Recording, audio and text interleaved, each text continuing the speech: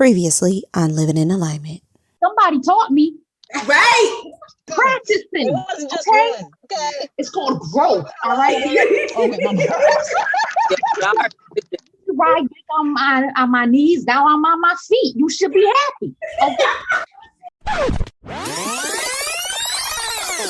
Y'all already know what time it is. This is the space for women to get real, raunchy, and spiritual. We share our experiences as we learn to live unapologetically, authentically, and in our highest vibrations. So grab your tequila, your wine, your juice, whatever suits your fancy, and let's get to it. We gonna switch some gears a little bit because somebody said something. I think TT said it again. Always dropping them gems. And it made me think of this quotation that I have written down where it's like, I can't be friends with this woman.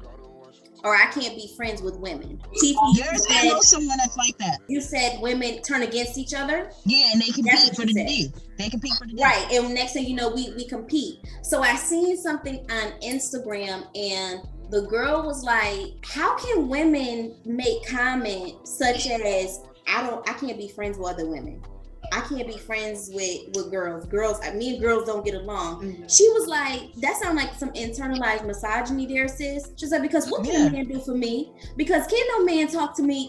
No man can't talk about periods. We can't talk about cramps. We can't talk about what it's like to be a woman in the workplace. There's certain things that no man, we can't relate on. So it sounds like to me, sis, that you need to go search within. Because it sounds like some internalized misogyny talking about something. You can't be friends with other women. How can you not be friends? I think it's more so, and I'm gonna speak for me and not for, I can't speak for everybody and where or why they, like Titi was saying, the cattiness and just being argumentative. And because we've all kind of internalized these different things, it makes it hard to kind of be around all the time. Like, depending on the female, because like the friends that I have now, it's like they know me.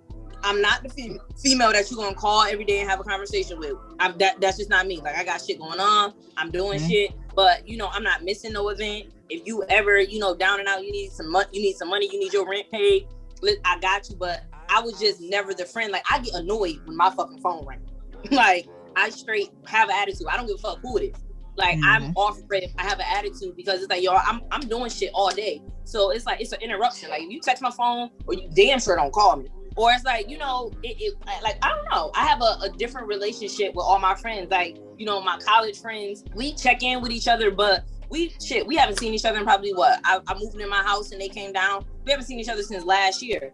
But, we always checking in every once a month, maybe every 3 weeks. We don't have that I'm talking to you all the time type of relationship. One of my closest friends just moved to Atlanta, but she has two best friends that, they're like this. They've been down there 7 times already. And it's like, we just texted each other yesterday, like, girl, we got so much to catch up on. And that's cool. Like, I call her, if you don't answer, I'm not gonna get mad. Like, I know for a lot of people, like, I called her one day and she didn't answer the phone, but she was like out at a restaurant posting. I know for a fact, another friend or another female would have got an attitude like, oh, bitch, you ain't my call, that emotion comes out, or, you with your other friends, so you acting funny. That shit was like, shit, like, that's, that's me and her relationship. She called me like 2 days later.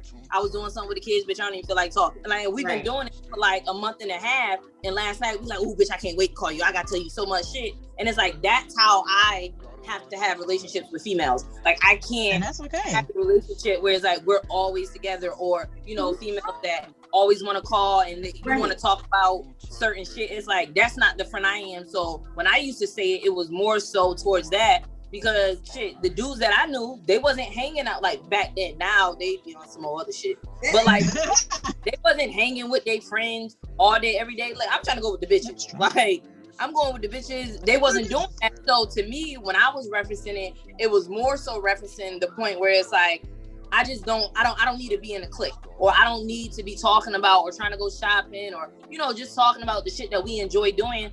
I'm not that type of person. I like space. The clickety click. I talk about the fact that men respect when the homeboy go to get some pussy. I just want women to respect the fact that if I leave to go get some dick, you should be happy. We actually stopped being friends behind this. And at first I didn't know what the fuck. I'm like, but what the fuck happened? I think it good. we stopped being friends behind this, and I'm like, well, what the fuck happened? And then finally, like, I'm seeing her on Instagram, and she looking like she having a good time, and I'm not even gonna hold you. I'm like, you know what, this bitch, I'm so motherfucking mad. She just stopped motherfucking talking to me, like, you know. And then I reached out to her, and I sent her this very emotional message, and it was all over the goddamn place. And she was just like, Janasia, what the fuck are you talking about? And I'm just like, you just stopped talking to me, and I don't know why you stopped talking to me. And when she responded, it was, what was it? I don't know, but let me preface this with saying we both was young.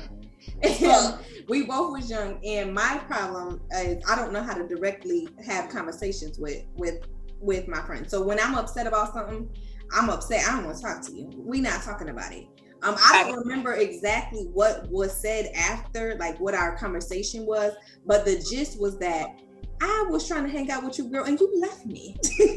You left me, and I was waiting for you for hours, and you left me. And not only did you not leave me, you had no, like, you wasn't sad about it. You came in there, hey, girl, and I'm sitting here like, bitch, I was sitting here waiting for you for hours. Like, you couldn't shoot me no text message. I was calling you, girl, where you at? You, girl, I'm around the corner. Damn, getting some dick. That was my. She was getting some dick. And you know what? And the whole thing, this is what's so crazy, because I remember tell her beforehand that that's what you was going to do. Well, you know what happened was, look, we was young. Sometimes they go longer than they're supposed to. You know, when you're young, you don't know how to communicate those things. No, it wasn't even that. Yeah. I didn't know how to communicate. You know what? I was ashamed, because I knew I had no business with that young man in the first place. I'm going to call him a young man. I didn't have no business with that young man in the first place. Like, because my whole thing is, was it somebody that she knew, like, because we've all been there where it was like our friend know that we need to leave that dude alone, and we know that we told our friend we was gonna leave them alone, and so we sneak out. It was just a guy that's not on the same level as her. I think she was more so embarrassed about who the guy was. That's making sense. And like, that's why I'm telling you that I'm messing with the dude that you already told me to leave alone, because you leave him alone. But that D though. But that D. Right. And I feel like that's where that dick spoke life into me. We friends. You should be able to come and tell me whatever it is. Right. Like, it's never going to be, and that's where I was coming from. It's never going to be a time where you going to call me and tell me, girl, I just fucked Bobby Brown. And I'm going to be like, girl, Bobby Brown? Like, I'm like, girl, you better use a condom. Like, that's, like, we friends. I'm not going to be judging you. Like, you know what I'm saying? Like, it was never going to be so of me judging you or whatever. Just let me know. I was here for hours, and then I brought my friends to come and wait for you too. So, like, just let me know. Like, so, bitch, now I'm embarrassed at this point. Right. I was like, I'm a bad friend and shit. Was it good though? How about I didn't even get the D? Right, and that just nailed the cough. I was like, you know what? This girl didn't even get fucked. Come on. I'm so sorry, friend. I didn't even get the D. So I left out of this situation. I didn't have no friend, no D, just nothing, just nothing at all, nothing at all. But when you grow, you get older, you know how to deal with conflict, because people, we don't know how to deal with conflict at a young age. And that's one thing with Black females. We don't know how to have tough conversations with one another, and it just be a tough conversation. Like the tough conversations around like, losing your virginity. Our parents didn't know how to handle those. Exactly. Us how to communicate. Exactly. We don't know how to communicate that. And like, I'm in therapy. I'm reading books. Like, I'm a whole English teacher. I could write pages, but I couldn't communicate. Exactly. Like, that's wild to me. Yeah.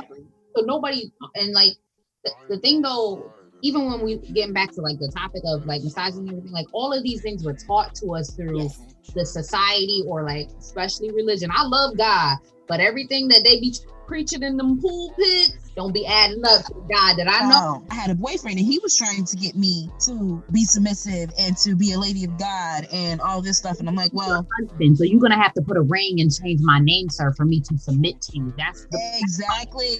And I was basically being called a whoremonger. He didn't say it directly, but he was using references from the Bible because I wouldn't do what he said. That's a whole conversation. We're gonna have to do a part 2. When it comes to misogyny and patriarchy in the Black church, throw insecurity in there. Woo! Because insecurities in there. I had to wear stockings. I'm like, so if my bare calf muscles is gonna make the deacon, get weak in the knees, maybe something's wrong with the deacon and not exactly. Right. Exactly. That's exactly. 12-13. That's his problem. Why are you feeling some type of way when a 12-13-year-old got a naked calf out? That's your problem. Right. That's your problem. That's a you. But you know what? I was just having this conversation. I think I was having this conversation with another young lady at dinner. I wasn't necessarily interested because of the rooted systems of misogyny and patriarchy in the church. But like I said, we won't get into that right now because that's gonna be a whole 2-hour conversation that we just gonna have to. We can't do that right now because we already done hit an hour, baby. So I got a couple more questions and then I'm gonna let y'all go because I know mommies, y'all got stuff to do. The children, they gotta have their juice boxes and whatnot. Nay, I think you said something in regards to you didn't know when the internalized misogyny started. So Kiki, when do you think it started for you? I would say kindergarten. I remember that was the first time I was like, "Ooh, let me make sure I'm together and make sure that I'm put together to look cute for these kindergarten boys." These little kindergarten boys. That's the first time I remember wanting to look cute. About my daughter? No, I think it started back then, like way back, like that early too. I just remember. I will never forget my how I met my first like best friend in school. That I can remember because pre-K and stuff I don't remember. But when I finally went to Percy Hughes, it was Andy Ottleston. I was like, I just remember we were outside, like I said, I didn't know how to start conversation with female just because it's like I was always with my brothers and stuff. So it was almost like it was like trying to meet a dog or something. Like I don't like how do you interact? Right. So I see he just standing there by like the little wood chip, and I'm like, yo, you want to race me to the fence? I bet I beat you. And it was like afterwards, I just remember like to this day, I still remember this story because like I just remember like, yo, dang, you act just like a boy. Like you gotta go talk to some girls, or why you ain't ask them the like why you ain't flirt or something, like you gonna fucking say. And like I just remember thinking this as a kid, like you're not acting like a girl. So it's like from way back then, it's like I don't know. I honestly don't know. I feel like a lot of it does come from the church, and a lot of it does come from your parents. They're trying to teach you about like womanhood and I guess different ways to be respectable. But I feel like the characteristics of what's respectable weren't rooted in the right place, right? Or they weren't teaching you to here's what I value.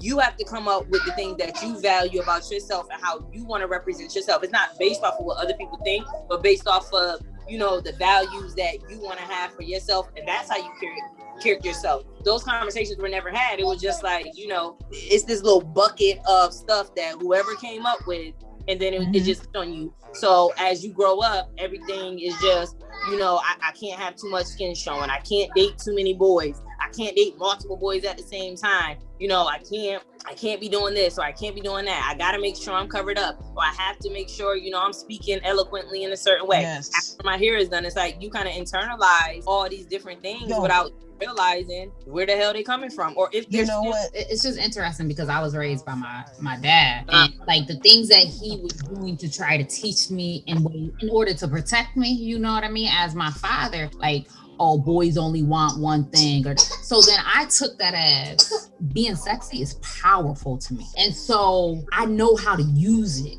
very strategically when I want to and how I want to use it. And also then that made me feel like if men only want one thing, I don't need to have any other great attributes, or everything else about me isn't amazing and wonderful and great, and that's all I need to sustain a relationship, because that's all men want anyways, right?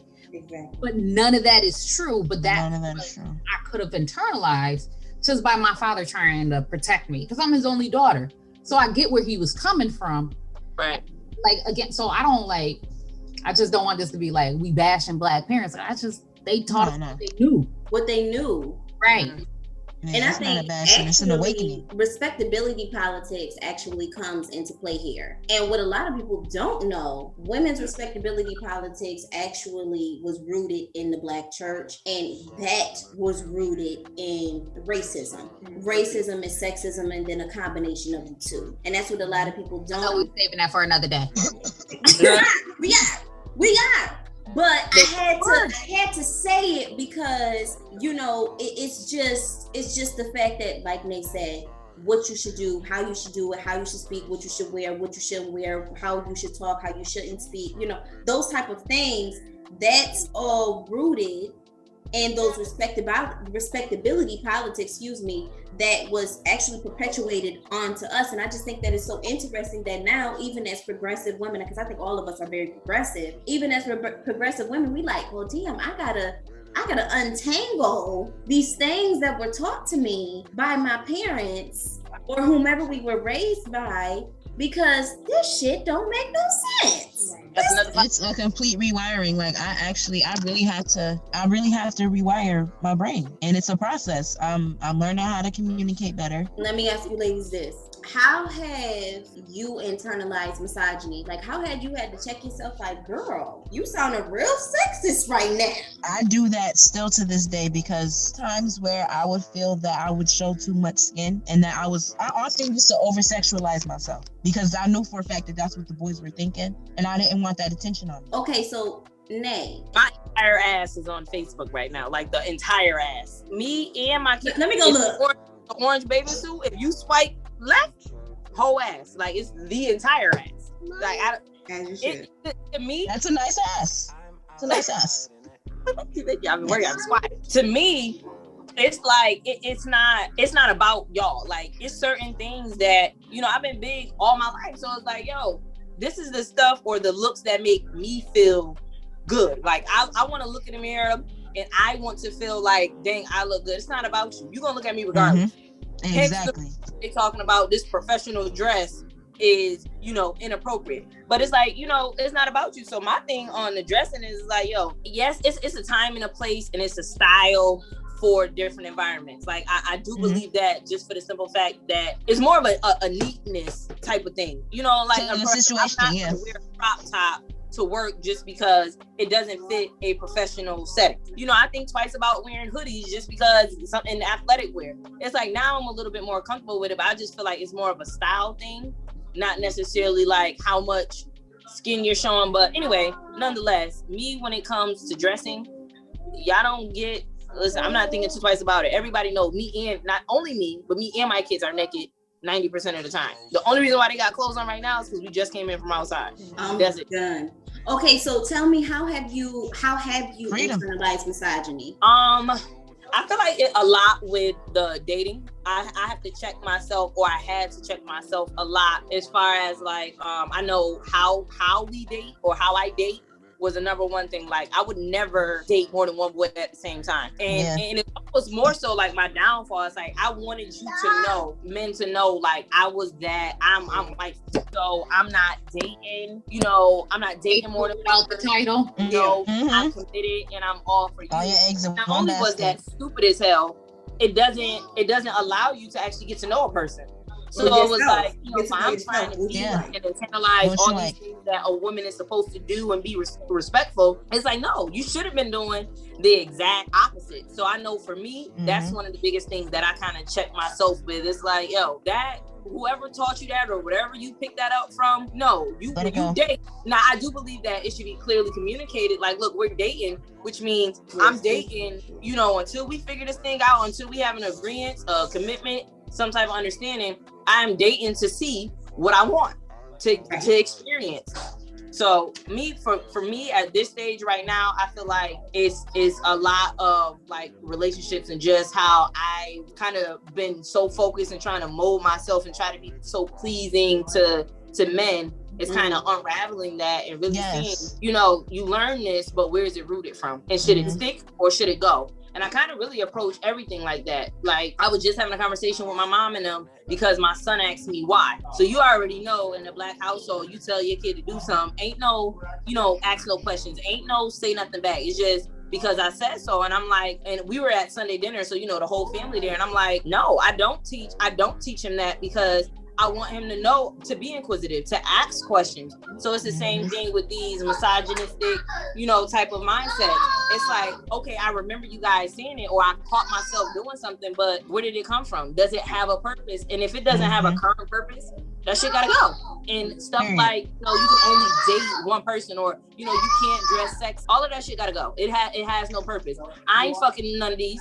My ass been on there and got about 1,000 goddamn views, and I ain't fucked nobody off of it. Who liked it? That's the thing that kills me. How dare you tell me how to dress because you can't control your urges? So I have to watch how I dress. Because you're mad because when you put on your dress, you don't look like me. Right. So Alyssa, can you give me an example, or when do you have to check yourself? When have you internalized? How have you internalized misogyny? I really relate to internalizing it in terms of dating. Like I got married at 19. I was doing the good girl thing, you know what I mean? And my ex-husband was abusive, physically abusive. And I thought I had to stay in that, which is like absurd, but like that, like, what God has brought together, let no man put asunder. And like, I just, it's better to wed than to burn, because I was sleeping with him. I thought I had to marry him. So I really had to unlearn a lot going through my divorce. And like, y'all familiar with the Real Housewives of Atlanta, like Portia, like how she was in her first marriage, that was me. Yeah. And like how she is now, that's me. I know that's right. Okay, Bolo and all. No, I'm kidding. Right. I have to, I think like now with me, it's like knowing that I'm more than my beauty. Like I know that I'm attractive, and I know that men want to sleep with me, and unlearning the fact that not all men just want sex, because that doesn't sustain a relationship. Because when you old and you can't get it up no more, I know you want some company. Right. And not to devalue myself to only a sex organ, because I'm so much more than that. And I have daughters. Someone made a comment to me like, is that how you would want your daughters to act? Yes, exactly. I would want them to feel free and liberated in who they are and be safe. Absolutely. So whatever, if they want to pop it on a bandstand, okay, let me show you how to do it. Let's get you some classes, mama, because you're gonna do it. I do it right now. Okay. But I just like, I want them to feel like they could talk to me about anything. That's supposed to be. Sex isn't this horrible thing. It's one of the most natural things, like hunger. Yeah. Like a itch you gotta scratch. And I don't want them to be ashamed of their bodies or anything that they choose to do with it. And I also think that when we don't talk about sex with our children and put shame over it, then they can't come to talk to us when and if they are abused. Yes. Right. Like it's their fault and won't tell you. And then you can't go kill the person. And I would want to kill the person. So I want to make sure that conversation is open just in case I got to kill anybody. Right. That's right. I agree. I agree with you wholeheartedly. So Kiki, how and when have you internalized misogyny? I think you guys all hit the points I was thinking about. Definitely with dating. I feel like I had like one relationship where this guy, he done had 3 kids on me, you know, Janasia, had 3 kids on me. Girls would be sitting with me and they'd be like, yeah, I was with him. I'm his girlfriend. I'm this, I'm that. And I'm sitting back on at the end of the day, he coming back to me.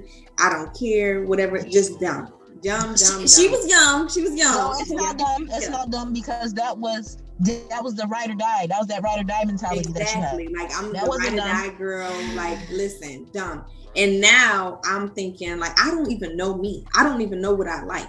I was with this man for so long, staying with this man, trying to be faithful to him, and I don't even know what I like. What about him is it that I'm so attracted to? Like, what is it about him that just makes me feel so amazing? Like, is it because it's just because we were together for so long? Like, what is it? And like, now I'm dating Jesse, Michael, Ricky, and Mike because I need to understand what it is that I like. Like, what do I like? What is it about Jesse that I like? What about Mike that I like? What about Ricky that I like? Like, all of this, what makes me me? What makes me take and be like, okay, yeah, that turns me on, or this, no, I'm not feeling that, or whatever. And And it's empowering because at any time I can stop talking to you. You ain't paying nothing. One of my bills over here. You not helping me out. I'm not losing anything by me stop talking to you. And I'm quick to cut somebody off. I can't. So dating is one way that I internalize it, and like the way I view myself. Like as Black women, Black women are curvy, they're, voluptuous, whatever. So I've always been a small, skinny girl, and I've always been like self-conscious of myself. Like, damn, I ain't the typical Black woman. Like, my mom is curvy, she got a big butt, and I'm always like, damn, where the hell, why you ain't give me some of that? Like, what the hell? Like, men ain't gonna look at this little skinny girl because I ain't got no ass. Like, like I've always been like, okay, I need to do this or that to make myself more appealing to men because I'm lacking in other areas. I felt like that because of my weight. You know what? You all hit the nails right on the head, so I really don't even have anything to add to it. Dating, Nay said dating, definitely. You mentioned, Kiki, you mentioned your weight, definitely. I was happy as hell that I gained 12 pounds a couple of days ago because I was like, oh my gosh, I finally got an ass. Right. Like, I was so excited, but then I had to think about it. Like, do I want this ass or do I want somebody to look at the ass? Like, what is the purpose of me wanting this ass? Like, well, sometimes you just want to look at yourself. Yeah. Honestly, sometimes you just look at that little silhouette in the mirror like, who is that? Right. Yoga, and one of the things about yoga is like setting an intention for why you want to do this. And so, like, at first I was like, well, I want my body to look like this. And so she, as the lady was talking, because I'll do like, she was like, you think it's that, but what is the feeling that you want from it? And I was like, I want to feel confident. That's what it is. It's not that I necessarily want this type of body. It's just I want to feel confident. So that changed my mindset a little bit. So working on myself, my body might not ever be what I think it should be or what I want it to be. Like I might not never have, a Megan Thee Stallion ass, but my core. I don't think that's impossible. That girl like 5'10", she a track star. Girl, too. So, but it's like that's what I want. I want confidence. It's not necessarily the body. It's that feeling of like, damn, I look good.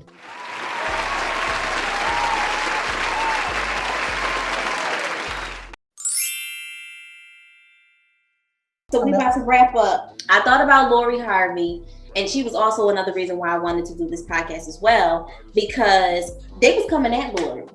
Because she dating different men? Because she was dating different men. What I found very interesting was this girl named Sheila Marie, and I talk about Sheila Marie all the time. All the time. Sheila Marie is Ace Hood's wife. And she specifically was like, I've seen the story of Black women in particular being loyal to a man that you ain't my husband, you're my boyfriend. Exactly. So being loyal to men and not exploring themselves and exploring what they like and what they don't like. Like, I've seen that story. And you know what happens? Women don't know who they are. They don't know what they like. They don't experience orgasms. 54% of women in America still don't know what an orgasm feels like. A lot of women can't orgasm from penetration.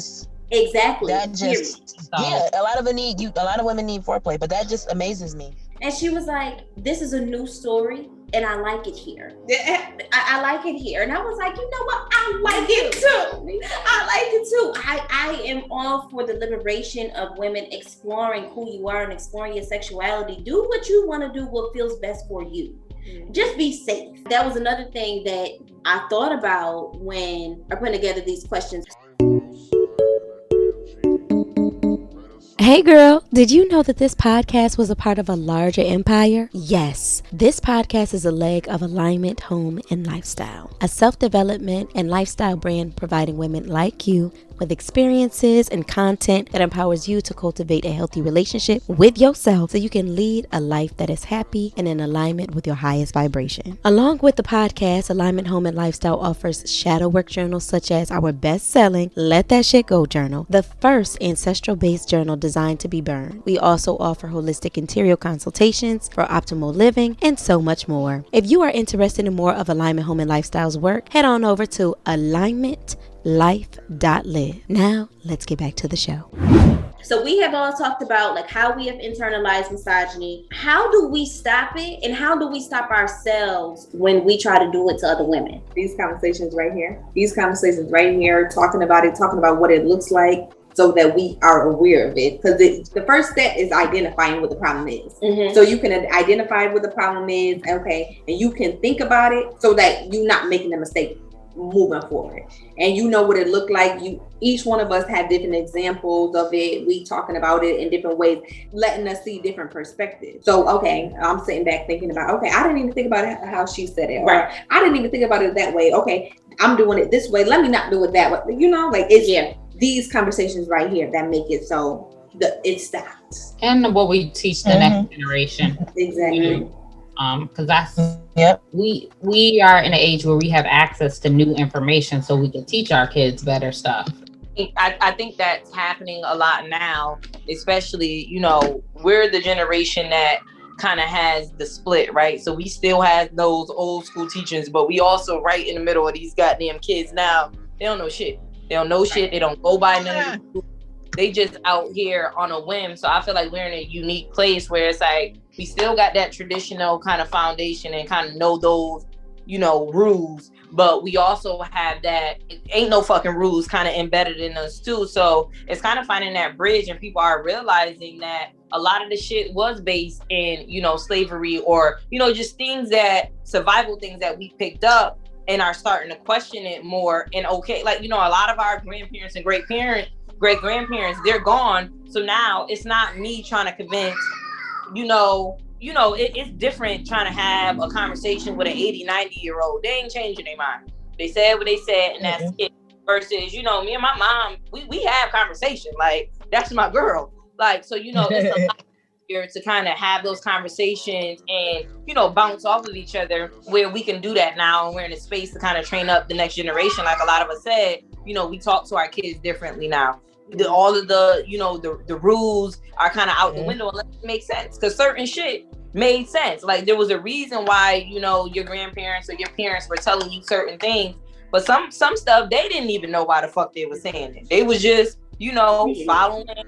Worked, so they say, you know, it worked then, so let's just keep on doing it. Right? Like, no, like it's outdated, it's unhealthy as fuck. We all grew up learning not how to not fucking communicate the right way, or not be aggressive, or talk about difficult topics. It was just a bunch of shit like that. So I would definitely say next generation having conversations and pointing it out, because I know for me, this is like Haymore's fucking playground, talking about misogyny. It's a lot of shit that I never even noticed or paid attention to. It was just kind of like, okay, kids can't wear spaghetti traps, like whatever, it's through. You don't want people looking at titties and ass all day. Okay, cool. So it's like, you know, until you hear it from somebody or in action or see it, you kind of don't think it, because we live it. It's normalized. It is. What you think? I think that people should just join the Thick Podcast and the Seats Were Up podcast if they want more information. That's how you end the podcast. That's just it, because this is the shit that we like. Me and Janasia, we talk about this stuff all the time. That's why we created our podcast. Like, we talk about this stuff. We will be sitting on the phone for hours in 2 different states talking about this stuff. And then one day we were just like, you know what? That's it. The whole world about to know about what we got to talk about, because it's like we don't have this conversation enough. And I know for a fact that it's not just us 5 that have these conversations that go through our head. I think that we should definitely make that conversation more open, because it happens more often than you think. And that plus racism, it can be really conflicting, especially for a young mind that really doesn't, you know what I'm saying, really can't comprehend what's going on. And then you have to internalize that on top of whatever's going on at home, on top of the racism, on top of, you know, you possibly having issues with your own sexuality. That's a lot to take in. So come on, join us, Blooms. Join us on the Since We're Up podcast, and then shit right on over to Protected, so you can stay protected. You feel me? Hello. That's right.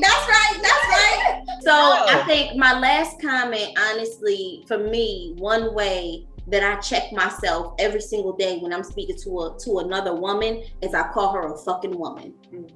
I don't refer to women at all as females at all. Because when I'm talking to a man, I call that man a man. I say I want a black man.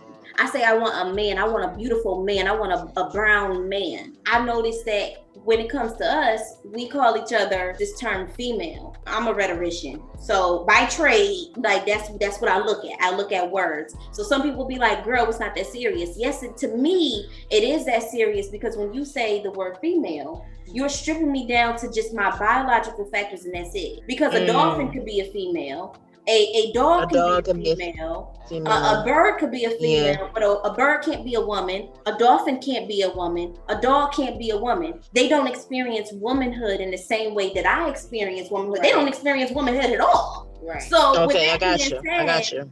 One way that I check myself every single day, I make sure I refer to a woman, especially a black woman, as a woman. Other than that's it. That's how I do it every day. Okay, so I do have one. Because I couldn't think of one.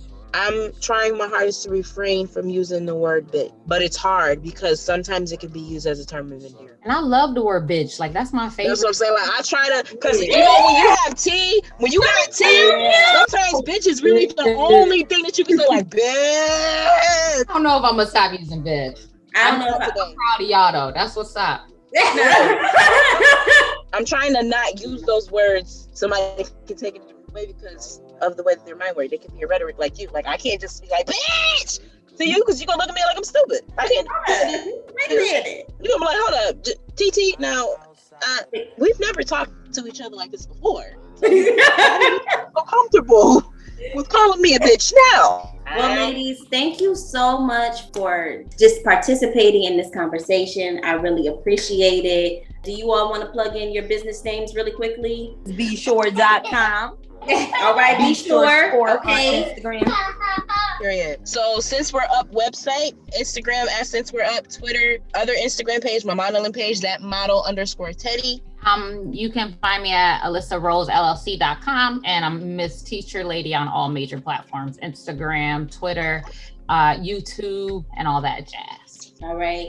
I got you, Miss Teacher Lady. Tuned in, plugged in, connected. Stay protected. Thank you so much for being here. I love y'all, beautiful Black women. Can y'all tell we had a time, y'all? Like, we had a time. It felt so good to just be sitting with other women that look like me and having a real, authentic conversation. I hope that you all enjoyed this episode. If you haven't already, please follow this podcast so the next time I drop an episode, it could appear on your feed. Also, don't forget to download, add to your favorite episodes, and leave a comment. Let me know how I'm doing. Until next time, love, peace, and high vibrations.